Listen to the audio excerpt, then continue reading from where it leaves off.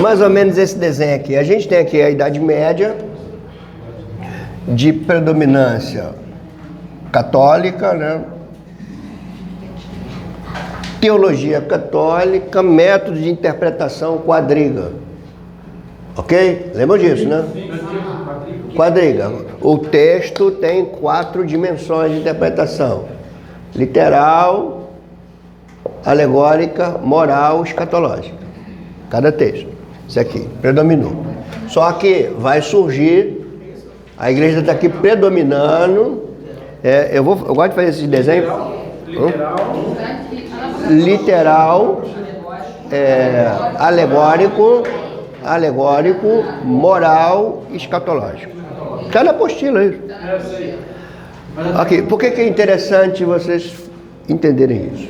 Aqui, imagine que você está aqui. Presta atenção aqui, gente. Imagine que você está aqui. Você é um membro da Igreja Católica, você está aqui, você vai para a missa, você lá está ouvindo que a Terra é quadrada, que tem o purgatório, que você tem que confessar seus pecados para o padre, que você tem que pagar suas penitências, que você tem que fazer as tuas obras para merecer a justificação, do contrário você vai para o purgatório. Você está aqui, o mundo é isso aqui, você está aqui, está com teus filhos aqui, isso aqui é a tua realidade. Você não tem ideia que em volta disso aqui tem um mundo se transformando, que é a renascença, está surgindo, está atingindo a mente, está atingindo as artes, está atingindo o pensamento cultural da época, enquanto a igreja está aqui, dona com seu monopólio da verdade, só que aqui que o mundo está sofrendo uma transformação. Aqui, está pavimentando o caminho para algo que vem para lá.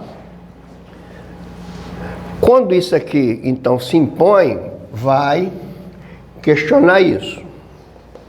Porque aqui é um renascimento humanista. Então aqui vamos voltar às fontes. É como se o homem estivesse se redescobrindo. Isso é paralelo ao surgimento das grandes universidades da Europa. Aqui vai desenvolver, esse ponto aqui, vai pavimentar o caminho para 2 coisas: para a reforma protestante e para o iluminismo. Aqui, nesse período aqui, gente daqui já começa a questionar também.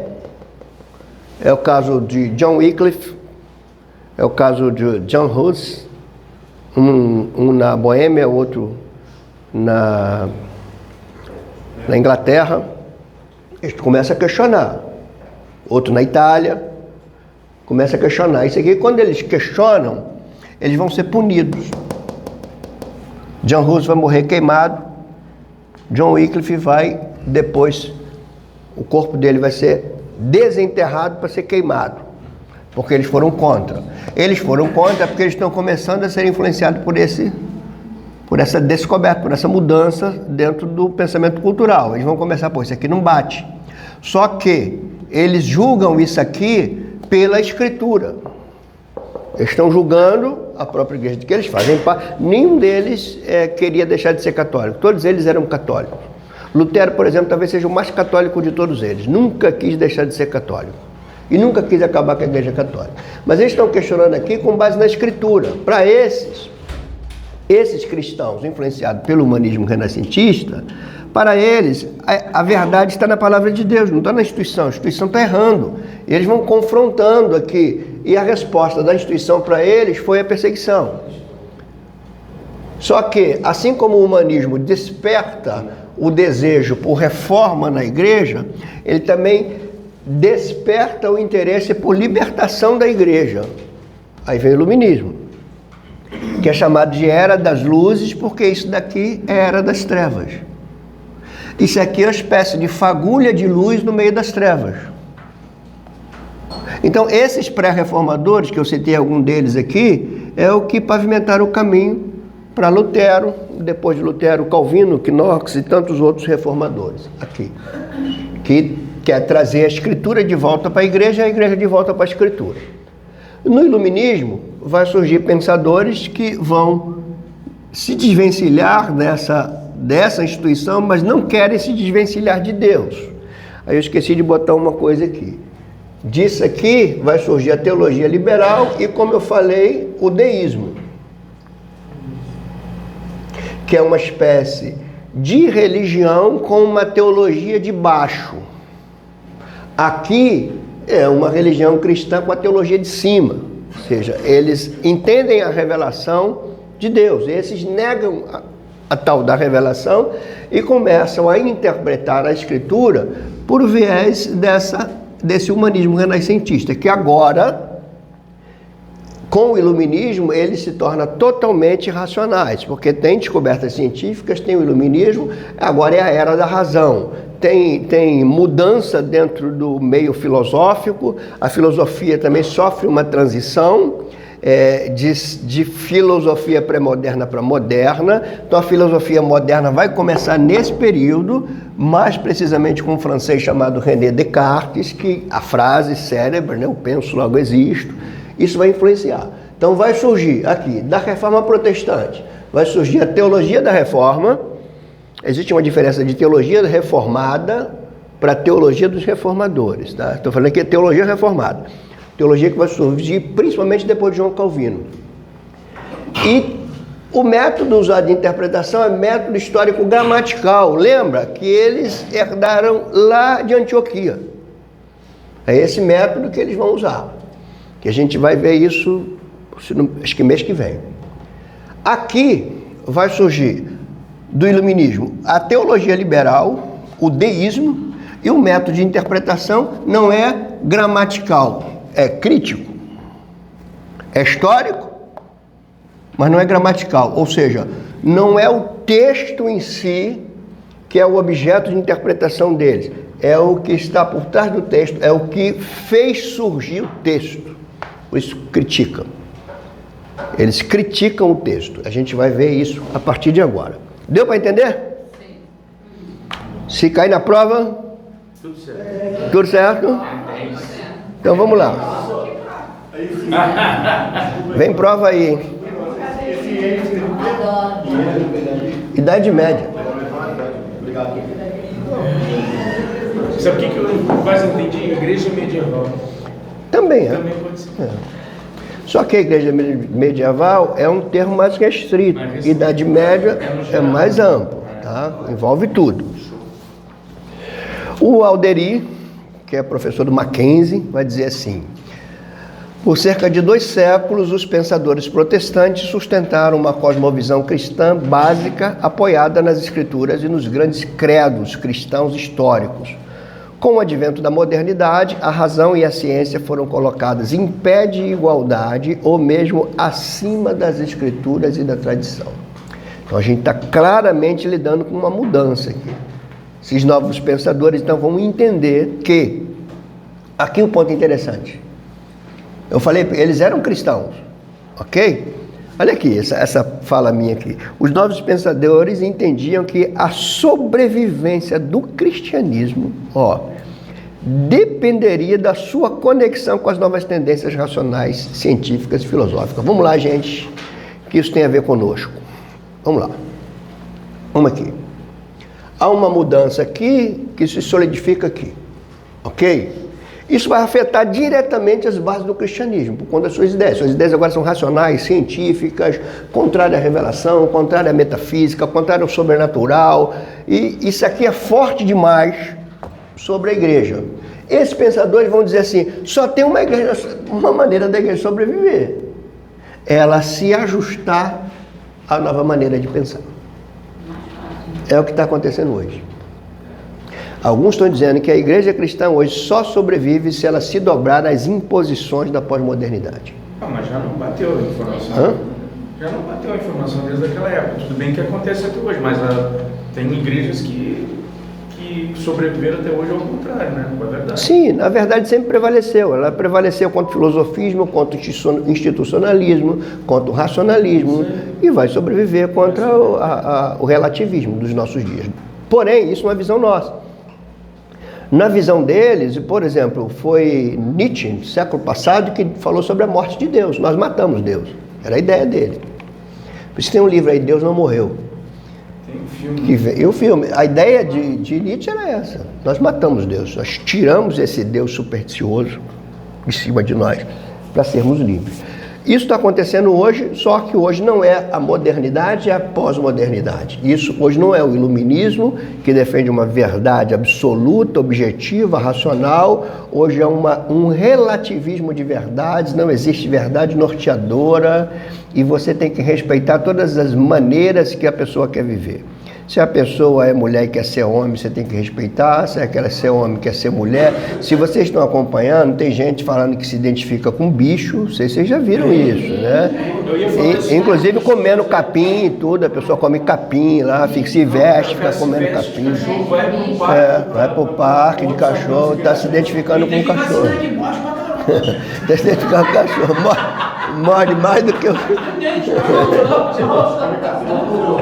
Qual é o ponto aqui, gente? Ó, presta atenção.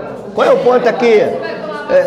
Eu quero que vocês conectem com hoje, tá? Ó, qual é o ponto? A velha forma de entender... Presta atenção, gente, que isso aqui é sério demais. Isso não tem a ver só com você, não. Tem a ver com teus filhos, com teus netos, com teus irmãos, com teus vizinhos. Então, presta atenção. A velha forma de entender o cristianismo deveria se submeter à razão e à erudição. Qual que é hoje? A velha forma de entender o cristianismo tem que se submeter à experiência de cada um, os desejos de cada um, aos sentimentos de cada um. Nós vivemos hoje uma revolução afetiva. Os relacionamentos não são mais movidos por outra coisa, senão por afeto. Aí você vai entender que isso pode estar dentro dos nossos pensamentos, dentro da nossa igreja. Eu quero casar o quê? Eu quero casar para ser feliz, eu quero casar para me preencher. Você não casa porque você quer viver em aliança para glorificar a Deus. Essa é a verdade teísta. O casamento é uma expressão, é uma expressão mínima de uma aliança máxima. O casamento expressa uma união, ou melhor, apresenta uma união aqui que expressa uma união cósmica. Isso é o casamento. A minha felicidade não pode estar atrelada ao casamento. A minha felicidade está atrelada ao Deus que se revela e a razão de eu ter me encontrado nele. Porque a ideia, assim, eu quero casar para ser feliz, não é uma ideia cristã. Não é. Nós casamos porque o casamento é uma criação de Deus, é uma determinação de Deus, e nós casamos tentando expressar a aliança que ele tem com o seu povo. Por isso, casamento é aliança. O que você bota no dedo é um anel que simboliza uma aliança. Você está em aliança com alguém e essa aliança é um casamento terreno que reflete um casamento cósmico que vai se consumar quando o noivo se encontrar com a noiva. Essa é a ideia de casamento. Agora, quando a gente vai reproduzindo uma coisa que parece ser verdadeira, estou casando para ser feliz, esse é o discurso usado para se divorciar. Eu não encontrei a felicidade, então eu não encontrei o que eu quis, então eu me divorcio e vou procurar felicidade com outro. Começa não, o desenho já é eco, não começa ali. É aquilo que eu falei, começa nesse mundo transcendente da academia, começa ali. Quando você vê os desenhos, essas coisas, já é a popularização da coisa. Ela já está sendo disseminada por tudo. E a gente viveu uma revolução tecnológica e uma revolução afetiva, quase que paralela. A revolução tecnológica separou as gerações. Antigamente os filhos ficavam olhando o pai para aprender uma profissão, agora os pais ficam olhando o filho para aprender a mexer no celular. Houve uma mudança nisso aí. Isso aqui, ó. Os filhos começam agora a influenciar os pais. E os pais não querem perder o amor dos seus filhos. E aí desenvolve uma relação afetiva. O importante é que meu filho me ame. Não é importante que meu filho me respeite. Isso é do período moderno. O filho tem que respeitar o pai. Porque o pai tem autoridade sobre o filho. Isso mudou por conta disso tudo. Vai empurrando isso para dentro da igreja. Aí, como a gente não tem uma leitura teológica correta, a gente vai reproduzindo coisas que estão por aí. Aí soma isso a uma igreja ávida por movimento. A igreja cristã evangélica hoje é ávida por movimento. Se tem uma celebridade lá que se converteu e contou uma história que Deus se revelou num sonho, e nesse sonho ela foi curada de um câncer, aí ela abre uma igreja, tem milhares de pessoas seguindo essa pessoa lá. Até o escândalo acontecer. Mas está lá seguindo, porque é movimento. Se você quer instruir a igreja corretamente, aí você vai ter que lidar com um sujeito que fala assim, não, mas eu não acho que é assim, não, mas a Escritura diz que é assim, não, mas eu sinto, Deus falou do meu coração, minha experiência é outra, Deus falou comigo, não quero isso não, a igreja está mudando, talvez seja o que está acontecendo contigo. Pode ser isso. Então a gente vive coisas assim, são influências externas dentro da maneira de compreender vida cristã. Isso é uma coisa, gente, muito contrária ao querer de Deus, é a verbalização de uma fé que não interfere na tua maneira de viver. Hoje o cristianismo é assim. Você declara sinceramente uma fé, mas a maneira como você conduz a tua vida não tem nada a ver com essa fé. Tem a ver com aquilo que a cultura está impondo. E é assim que a gente vai se perdendo sem perceber. Eu estava falando no grupo, até eu comentei, né, no grupo de crescimento sobre isso, os católicos, né, como eles têm a liberdade de ir no domingo de manhã e depois, tipo assim, agora beleza. Mas os evangélicos também. Só que tem o seguinte, tem um fenômeno se invertendo aí que pouca gente está vendo, que é cristãos evangélicos se convertendo ao catolicismo e, pasmem, se convertendo ao islamismo. Olha só. Hoje. Por quê? Porque o catolicismo ainda tem conservadorismo nele.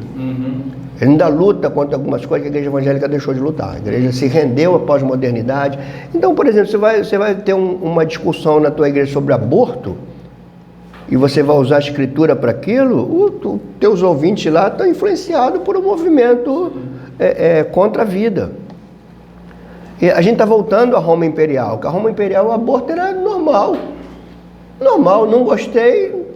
Inclusive a igreja, porque isso aí seria outra aula que seria de história da igreja. A igreja foi responsável por salvar muitas crianças que eram deixadas do lado de fora de casa no sol, para morrer no sol, porque a família não queria mais. Faziam gavetas assim, colocavam elas na gaveta para morrer ali. Os cristãos recolhiam e cuidavam. Por isso que os cristãos os cristãos foram perseguidos por ser uma maneira de viver completamente diferente do império. E hoje a gente está com uma maneira de viver completamente similar a essa cultura pagã. A diferença é que a gente fala de fé em Deus, mas eles também falam. É complicado, minha gente. 2 pontos a serem considerados antes da gente prosseguir. Primeiro, alguns teólogos liberais chegaram a descartar completamente a possibilidade da existência de aspectos sobrenaturais da fé cristã. Essa é uma porção dos liberais. Completamente descartável qualquer possibilidade de sobrenatural. Há uma segunda classe de pensadores liberais envolvidos lá com a esteira do iluminismo que não negaram os aspectos sobrenaturais. Eles não negaram, mas também não tiveram como verdade. Eles trouxeram uma nova interpretação. Por exemplo, aquilo que eu falei, eu boto lá o Alex para andar na água, caiu, botei outro para andar na água, caiu. Então ninguém anda por cima da água. É uma comprovação científica, mesmo que não haja ainda a lei da gravidade. Mas está lá na Bíblia.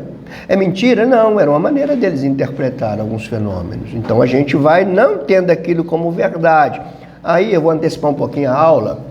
Um um teólogo alemão chamado Rudolf Bultmann, ele criou o projeto de desmitologização da Escritura. Eu tenho esse livro, Demitologização da Escritura.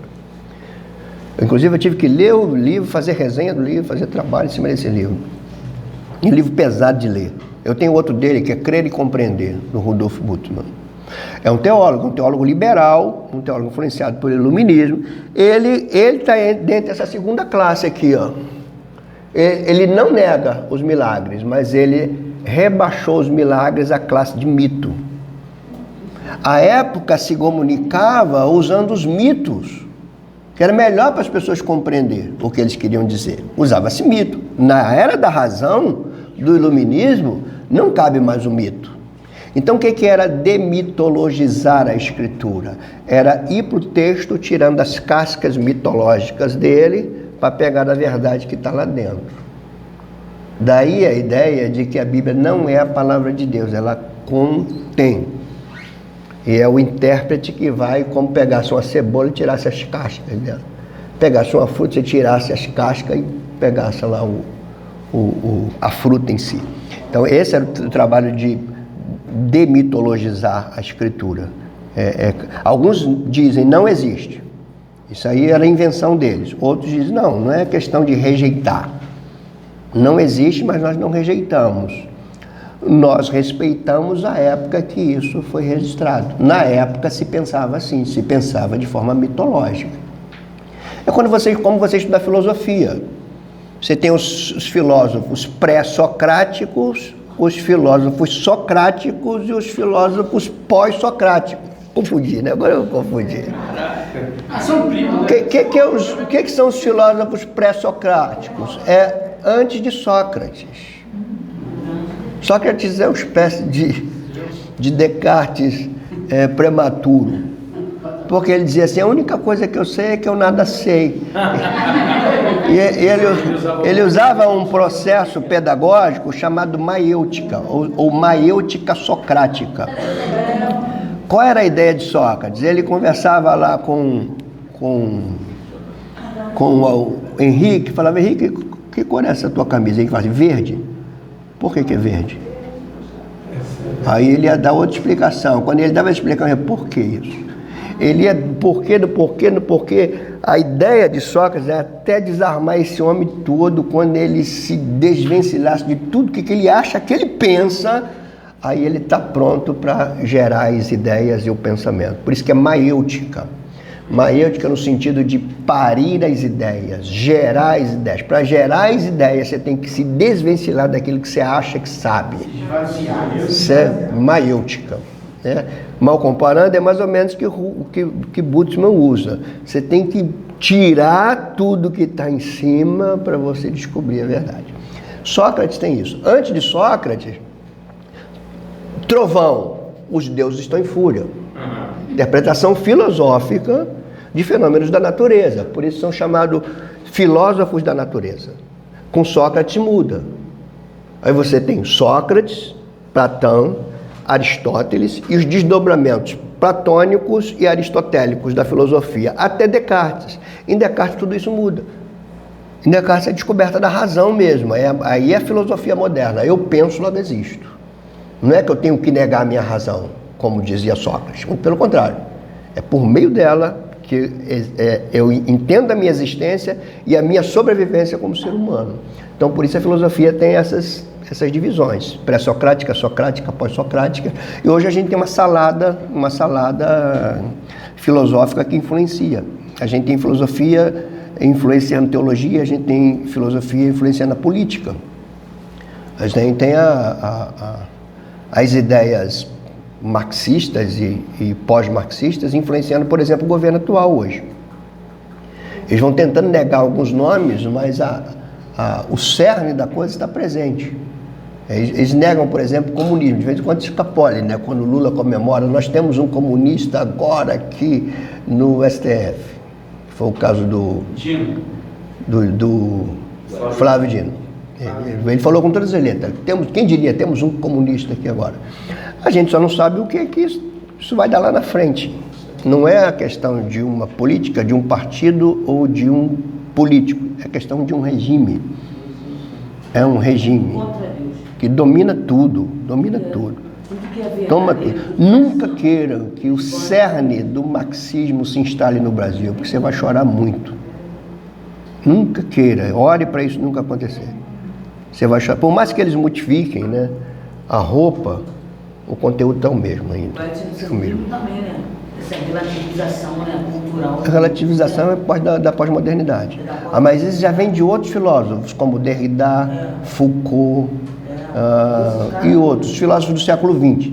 Esses filósofos do século XX são esses que estavam nesse mundo transcendente da academia criando ideias. Essas ideias dos filósofos do século XX são os que atingiram os nossos filhos no século XXI. A ideia desses caras. Por exemplo, quem é que pregava sobre autoridade? Foucault. Foucault pregava. Isso já vem de Marx, que dizia que a família é uma instituição de dominação patriarcal. Marx dizia que o sofrimento veio depois da organização do trabalho e do advento das famílias. Antes não tinha problema. Isso dominou muita gente. Só que a gente está falando aqui em sala de aula. Quantos têm acesso a um pensamento desse? Não tem. Quando Jesus fala assim, façam discípulos, ele está colocando a igreja como a responsável pela instrução de uma nação. Façam discípulos de todas as nações. Só que a gente não entende, cara. Os membros da igreja querem o entretenimento do domingo, de arrepiar a pele, de chupular, gritar, e acha que isso é cristianismo, isso é teologia, isso é igreja, e não é. E a conta está vendo, está na nossa cara a conta aí. A conta está na nossa cara. A igreja escanteada para se tornar um gueto inexpressivo e sem significado. E a ideia é essa. A ideia não é acabar com o cristianismo, é transformar o cristianismo numa coisa ridícula. E é isso que está acontecendo. Quando você lê, vai lá para a internet, você vai ver, dependendo do que você busca, vai ver um monte de besteira evangélica, gente dançando, gente pulando. Aquilo ali, eles adoram isso, é o que eles querem isso. É o que eles querem. Ou então a igreja ser um ponto de encontro de pessoas para resolver seus problemas sentimentais. E isso aí, quando estiver envolvido com isso, bate palma, que é isso que eles querem. Você conhece o Lucas Gesta? Não. Ele é teólogo também. Ele gravou um podcast com Jesus Scott e ele traz essa história também. Ele diz que a igreja, ela saía com o objetivo de influenciar. A igreja, quando ela nasce, o nascedor da igreja. Mas que o movimento evangelical, ele tem um compromisso em trazer a pessoa apenas para a igreja. Isso é chamado de evangelicalismo Exato. do nosso tempo. Aí ele vem apresentando, assim, se vocês... Ele está correto nisso. Ele está correto. O cara é muito bom, esse cara. Ele está correto. O Carlson fala disso nesse livro, que ele critica. Lucas Gesta. Eu achei fantástico. Eu vou colocar no grupo os vídeos. Vamos lá. Eu quero ler aqui um texto de Immanuel Kant, alemão. Isso aqui, se eu não me engano, está na Crítica da Razão Pura, se eu não me engano. É nesse livro que está. Porque eu estou tratando agora de características principais da teologia liberal. Primeira ênfase na razão e não na revelação. É isso que eu quero que vocês entendam. A ênfase não é na revelação verbal, não é na escritura, é na razão. A razão julga a escritura, não é mais a escritura que direciona a minha maneira de pensar. Minha maneira de pensar julga a escritura. Olha o que Kant fala. O conceito cristão de revelação do Deus, entendendo que esse cara aqui tem tradição cristã nele, tá? O conceito cristão de revelação do Deus que se revelou na história e na experiência pessoal, por meio de eventos e por sua palavra, é substituído pela razão. As histórias bíblicas estão perfeitamente em ordem para as massas ignorantes. Apresentam uma maneira pitoresca de lhe ensinar a moralidade, mas, em última análise, é a razão humana universal que é o princípio que tem o comando supremo. É que Immanuel Kant. Os caras influenciam direto, como influenciam hoje os filósofos hoje. Os nossos filhos, todo o conteúdo programático da igreja tem como pano de fundo os pressupostos filosóficos do século XX. Então, por isso que a gente está vivendo essa transição toda assustadora, né? Que a gente está se assustando. A gente está vendo pais sofrendo com seus filhos. E, gente, a tendência disso é piorar. Por isso e agora, como viveremos? Essa é a razão do título desse livro, é esse aqui. Se você tiver coragem, leiam, tá? Professor, só para fechar esse pensamento. Como é que esse último ele argumenta com o ortodoxo? Sendo que tudo que está na Bíblia assim... Como? Esse alemão que é iluminista, Como será que deve ser o argumento dele com o ortodoxo? Ele não fala que é o argumento ortodoxo, ele é contra a ortodoxia. Tipo assim, ele fala que na Bíblia é tudo alegórico, é uma forma filosófica. Não, ele fala que se você conduzir a tua vida pelas superstições bíblicas, você não pode ser um homem moderno. O que dirige a tua vida é a razão, e não as superstições que você lê na Bíblia, do mar que se abriu, de uma humanidade toda que surgiu de um homem, do mal que surge de uma serpente que engana uma mulher. Você vai acreditar nisso? Você vai acreditar nisso? Isso depõe contra a razão. Por isso que ele está dizendo aqui, ó, as histórias bíblicas estão perfeitamente em ordem para as massas ignorantes. Hoje também estão chamando os cristãos de ignorantes, porque não conseguem enxergar a vida com o viés pós-moderno. Pior que isso, desigrejados, pessoas que estão na igreja são os maiores... Então, por que hoje tem muitos desigrejados? Tem uma coisa que a gente tem que botar a mão na palmatória. Alguns estão desigrejados porque entendem que a igreja não tem mais nada a ver com a escritura, por isso não querem mais nada.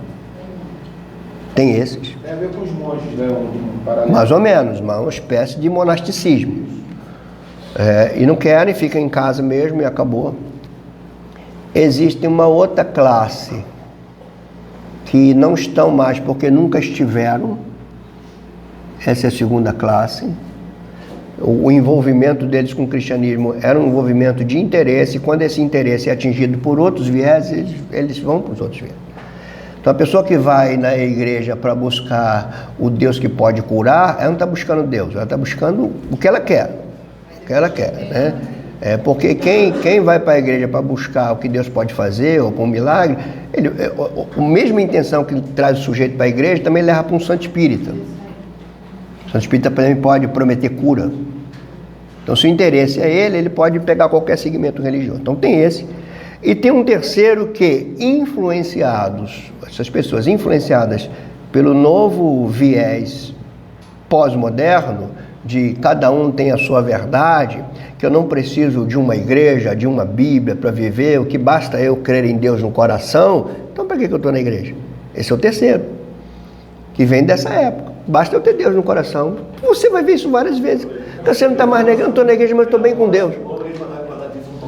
Hã? Eu vou falar assim, eu já só passo a crer em Deus e na modalismo com a pastor. Não, esse já é uma outra classe que eu nem vou entrar aí.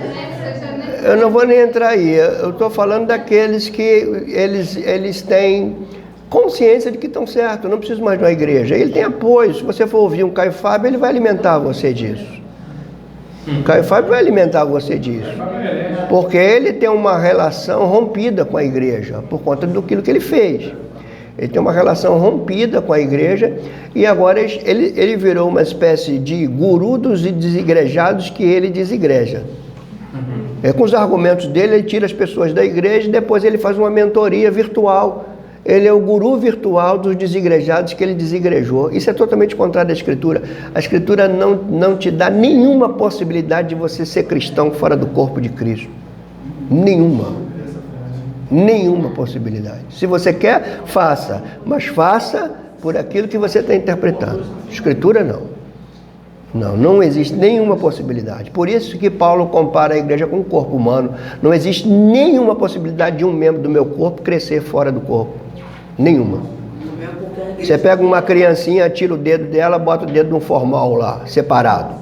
A criança vai crescer e o dedo vai ficar do mesmo tamanho. Não cresce fora do corpo. Só que tem aqueles que vão influenciar para isso. Então, por isso que essas desigrejadas... Oi, André. A igreja não está ligada no local, na instituição, não, né? A igreja é os irmãos de Loreto, em determinado local. Eu creio assim, entendeu? Então, a igreja não é um prédio. Não é um prédio. A igreja é um povo, mas ela tem uma característica coletiva. Esse povo se reúne. Sim. Esse povo não é cada um para si, não é carreira solo. Isso não é cristianismo. templo. Alguém vai falar assim, porque a igreja se reunia em casa. Se reunia em casa, ponto 1, porque não tinha templo. Reunia em casa, mas a reunião em casa não era uma reunião informal de bater papo, era uma igreja em casa. Tinha liturgia, tinha culto, tinha inário, tinha palavra. Inclusive o modelo das igrejas nos lares era o modelo copiado da sinagoga. Então é falta de informação histórica. Acho que as igrejas estão nos lares, é mesmo que eu estou lá no sofá da minha casa, lá de shortinho, conversando com todo mundo, batendo papo, falando Jesus é bom. Sai fora disso, gente. Nunca foi assim. Nunca foi assim. Dentro das igrejas tinha culto, tanto é que Paulo coloca ordem no culto. Paulo não coloca ordem no culto, em 1 Coríntios. Se ele coloca ordem é porque tinha uma ordenança de culto, existe uma liturgia. Claro que tinha, óbvio que tinha. Eu estou falando que não estou generalizando. Eu entendi você. Não, você não está errado, não. Eu sou a favor da instituição, mas Não está tem errado. instituição aí que tá Você tem que fazendo ser a favor da instituição e contra o institucionalismo. É isso que eu quero que vocês entendam. Seja a favor da igreja como instituição, seja contra o institucionalismo da fé. Isso você tem que ser contra. Mas a igreja enquanto instituição, ela existe. Ela é uma instituição divina composta de seres humanos, mas é uma instituição. Assim como família é uma instituição criada por Deus.